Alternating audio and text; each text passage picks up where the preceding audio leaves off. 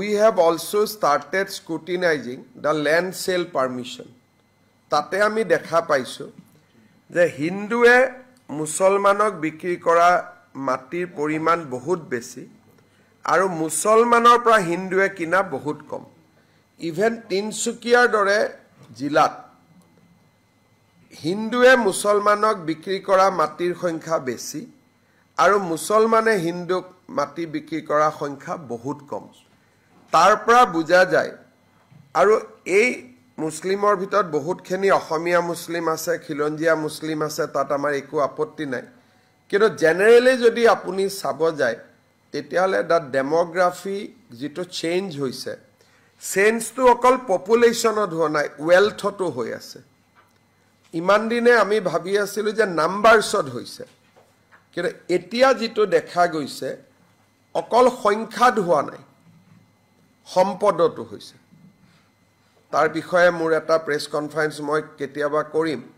সংখ্যা আৰু সম্পদ দুইটাত হৈছে। সংখ্যাত হোৱাটো কেতিয়াবা আপুনি মানি ল'ব পাৰে, কিন্তু সম্পদত হোৱাটোৱে ই পুৰা এটা ডেষ্ট্ৰাকশ্যনৰ ছিগনেল কৰে। আগতে আমি গম নাপাইছিলোঁ, এতিয়া যিহেতু ষ্টেট গভৰ্ণমেণ্টৰ পাৰ্মিশ্যন লাগে, গতিকে ডেটাবিলাক আমাৰ লগত আহি যায়।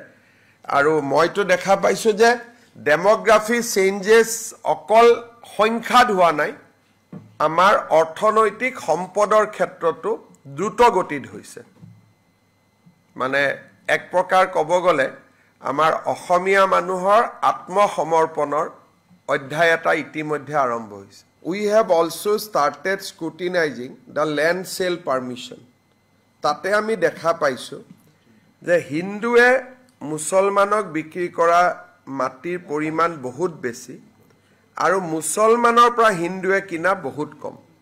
ইভেন তিনচুকীয়াৰ দৰে জিলাত হিন্দুৱে মুছলমানক বিক্ৰী কৰা মাটিৰ সংখ্যা বেছি আৰু মুছলমানে হিন্দুক মাটি বিক্ৰী কৰা সংখ্যা বহুত কম।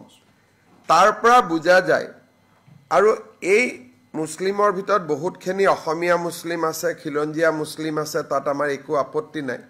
কিন্তু জেনেৰেলি যদি আপুনি চাব যায় তেতিয়াহ'লে দ্য ডেমোগ্ৰাফি যিটো চেঞ্জ হৈছে, চেঞ্জটো অকল পপুলেশ্যনত হোৱা নাই, ৱেলথতো হৈ আছে।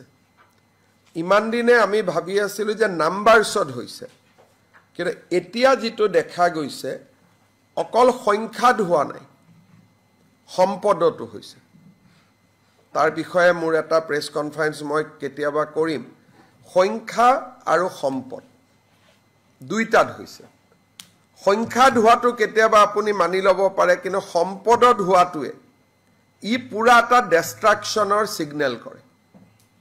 আগতে আমি গম নাপাইছিলোঁ, এতিয়া যিহেতু ষ্টেট গভৰ্ণমেণ্টৰ পাৰ্মিশ্যন লাগে, গতিকে ডেটাবিলাক আমাৰ লগত আহি যায়।